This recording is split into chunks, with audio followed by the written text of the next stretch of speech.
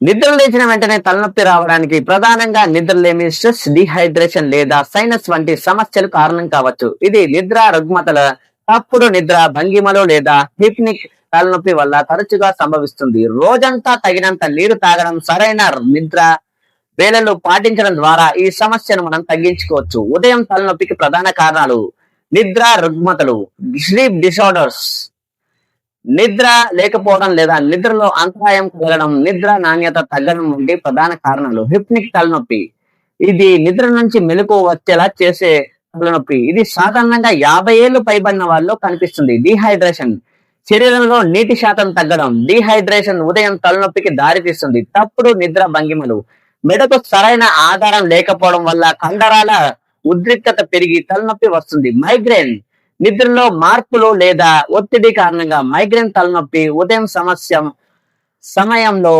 రావచ్చు. సైనస్ లేదా అలర్జీలు, పడుకున్నప్పుడు సైనస్ ఒత్తిడి పెరిగి నొప్పిగా అనిపించవచ్చు. గురక, దీనినే స్నోరింగ్ అండ్ స్లీపింగ్ ఎప్నియా, శ్వాస తీసుకోవడంలో ఇబ్బంది వల్ల ఆక్సిజన్ తగ్గి తలనొప్పి వస్తుంది. దీనికి నివారణ చిట్కాల గురించి ఇప్పుడు తెలుసుకుందాం. ప్రతిరోజు ఒకే సమయానికి పడుకొని నిద్ర లేవడం అలవాటు చేసుకోండి. తగినంత నీరు తాగాలి. హైడ్రేటెడ్ గా ఉండండి.